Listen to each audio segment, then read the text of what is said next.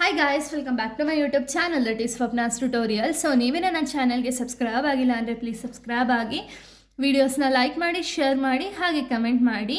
So ಇವತ್ತು ನಾನು ಮಾಡ್ತಿರೋ ಸಬ್ಜೆಕ್ಟ್ ಯಾವುದು ಅಂದರೆ ಸೆಕೆಂಡ್ ಸೆಮ್ BComನ ಅಡ್ವಾನ್ಸ್ ಫಿನಾನ್ಷಿಯಲ್ ಅಕೌಂಟಿಂಗ್ ಅನ್ನೋ ಒಂದು ಸಬ್ಜೆಕ್ಟ್ನ ಎಕ್ಸ್ಪ್ಲೇನ್ ಮಾಡ್ತಿದ್ದೀನಿ. ಅದರಲ್ಲಿ ನೆಕ್ಸ್ಟ್ ಚಾಪ್ಟರ್ ಬಂದುಬಿಟ್ಟು ಡೊಮೆಸ್ಟಿಕ್ ಬ್ರಾಂಚ್ ಅಕೌಂಟ್ ಅಂತ ಹೇಳಿ ಈ ಒಂದು ಚಾಪ್ಟರ್ನ ಎಕ್ಸ್ಪ್ಲೇನ್ ಮಾಡ್ತಿದ್ದೀನಿ. ಇದರಲ್ಲಿ ಆಲ್ರೆಡಿ ನಾನು ಪ್ರಾಬ್ಲಮ್ 1ನ ಎಕ್ಸ್ಪ್ಲೇನ್ ಮಾಡಿ ಅಪ್ಲೋಡ್ ಮಾಡಿದ್ದೀನಿ. ಇದು ಬಂದುಬಿಟ್ಟು ಪ್ರಾಬ್ಲಮ್ 2 ಆಗಿದೆ, ಓಕೆನಾ. ಸೊ ಈ ಒಂದು problem 2 related to branch accounting ಆಗಿದೆ, ಓಕೆನಾ.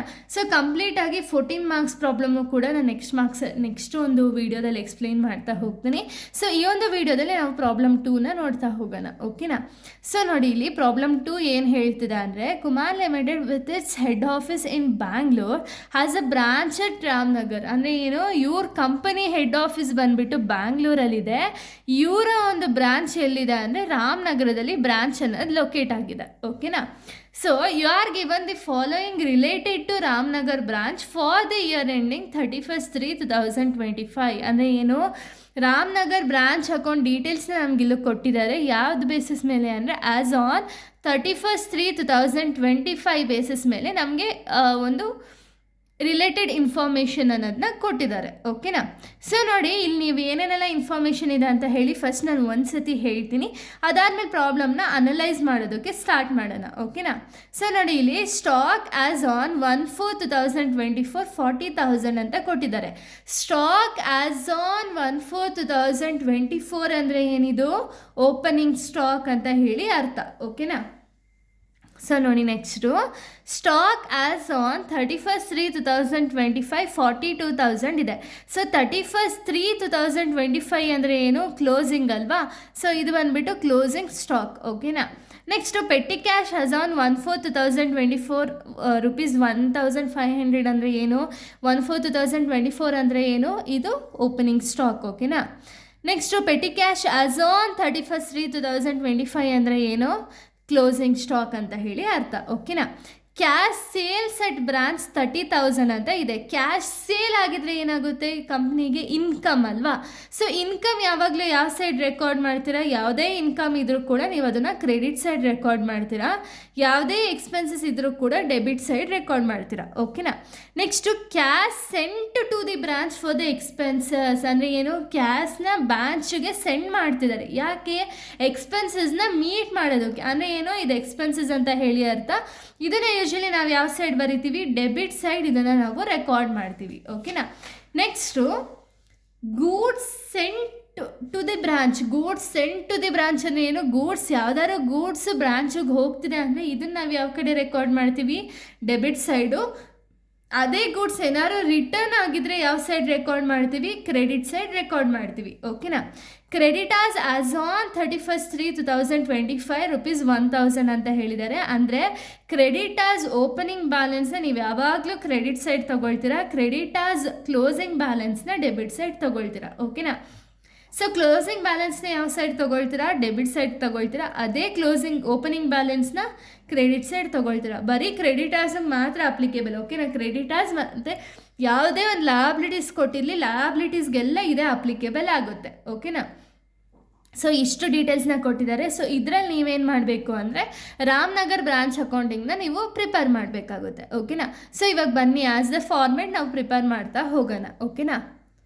ಸೊ ನೋಡಿ, ಇದು ಬಂದುಬಿಟ್ಟು format. So Ramanagar branch account for the year ending 31/3/2025 ಅಂತ ಹಾಕ್ಕೊಂಡು ಪರ್ಟಿಕ್ಯುಲರ್ಸ್ ರುಪೀಸ್ ಅಂತ ಹೇಳಿ four columns ಹಾಕ್ಕೊಳ್ತೀರಾ.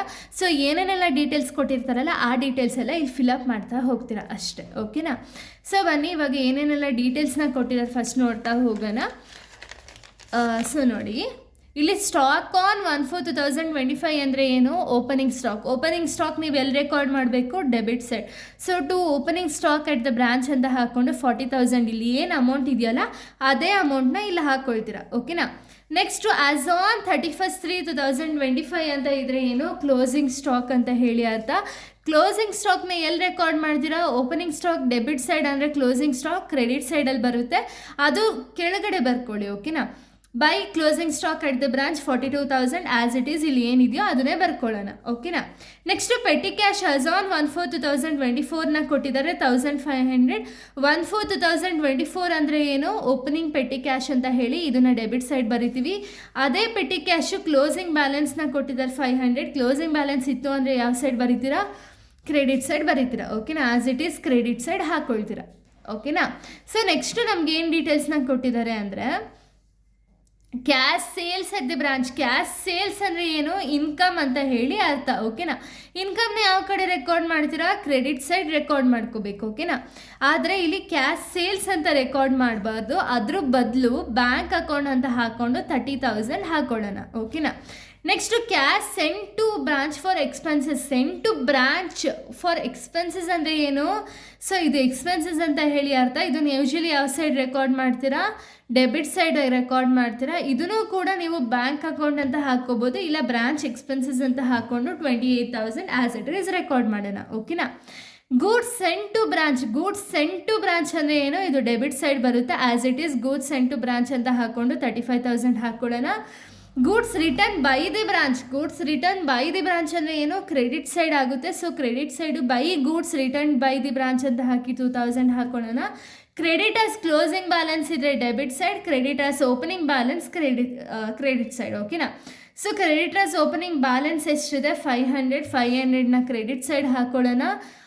By closing balance of creditors ಅಂತ ಹಾಕ್ಕೊಂಡು ಓಪನಿಂಗ್ ಬ್ಯಾಲೆನ್ಸ್ ಅಂತ ಹಾಕ್ಕೊಂಡು 500 ಹಾಕೊಳ್ಳೋಣ. ನೆಕ್ಸ್ಟು ಕ್ಲೋಸಿಂಗ್ ಬ್ಯಾಲೆನ್ಸ್ ಇದೆ 1000. Closing balance opposite debit side ಬರೆಯೋಣ. ಸೊ ಇವಾಗ ಎರಡು ಕಡೆ ಇಷ್ಟೇ ಡೀಟೇಲ್ಸ್ ಇರೋದು. ಓಕೆನಾ. ಇಷ್ಟು ಡೀಟೇಲ್ಸ್ನ ಬರೀಬೇಕು. ನೀವು ಕ್ರೆಡಿಟಾರ್ಸ್ ಮಾತ್ರ ನಿಮ್ಗೆ ಒಂದು ಸ್ವಲ್ಪ ಕನ್ಫ್ಯೂಸ್ ಆಗ್ಬೋದು ಅಷ್ಟೇ. ಅದ್ಬಿಟ್ಟು ಬರೀ ಯಾವುದೇ ಅಡ್ಜಸ್ಟ್ಮೆಂಟ್ ಕೂಡ ನಿಮಗೆ ಕನ್ಫ್ಯೂಸ್ ಆಗಲ್ಲ. ಓಕೆನಾ. ಸೊ ನೋಡಿ, ಇವಾಗ ಎರಡು ಸೈಡು ಟೋಟಲ್ ಮಾಡಿದಾಗ ನಿಮಗೆ ಏನು ಬರುತ್ತೆ ಅಂದರೆ ಡೆಬಿಟ್ ಸೈಡ್ ಹೈಯೆಸ್ಟ್ ಬರುತ್ತೆ. ಓಕೆನಾ. 1,05,500 ಬರುತ್ತೆ. ಎರಡು ಸೈಡು ಅದೇ ಹಾಕ್ಕೊಳ್ಳೋಣ. ಈ ಅಮೌಂಟಿಂದ ಇಷ್ಟು ಅಮೌಂಟ್ನ ನಾವು ಮೈನಸ್ ಮಾಡಿದಾಗ ನಮಗೆ ಬರುವಂತಹ ಒಂದು ಬ್ಯಾಲೆನ್ಸ್ ಎಷ್ಟು ಅಂದರೆ 30,500 ಬಂದುಬಿಟ್ಟು ಬ್ಯಾಲೆನ್ಸ್ ಬರುತ್ತೆ. ಓಕೆನಾ. ಈ ಬ್ಯಾಲೆನ್ಸ್ನ ಇಲ್ಲಿ ಬೈ ಅಂತ ಬರಬೇಕು. By general P and L account ಅಂತ ಹಾಕ್ಕೊಂಡು ಇದು balancing figure. Debit side balancing figure ಬಂತು ಅಂದರೆ ಅದು profit. Credit side balancing figure ಬಂತು ಅಂದರೆ ಅದು ಲಾಸ್. ಓಕೆನಾ. ಇನ್ ಬ್ರ್ಯಾಕೆಟಲ್ಲಿ ಲಾಸ್ ಅಂತ ಹೇಳಿ ಮೆನ್ಷನ್ ಮಾಡ್ತಿದ್ದೀನಿ. ಇಷ್ಟೇ ಪ್ರಾಬ್ಲಮ್. ಓಕೆನಾ. ಸೊ ಇಲ್ಲಿಗೆ ಒಂದು ಪ್ರಾಬ್ಲಮ್ ಅನ್ನೋದು ಕಂಪ್ಲೀಟ್ ಆಗುತ್ತೆ. ನೆಕ್ಸ್ಟ್ ವೀಡಿಯೋದಲ್ಲಿ ನಾನು 14 ಮಾರ್ಕ್ಸ್ ಪ್ರಾಬ್ಲಮ್ಸ್ನ ಎಕ್ಸ್ಪ್ಲೈನ್ ಮಾಡ್ತಾ ಹೋಗ್ತೀನಿ. So thank you guys, thanks for watching.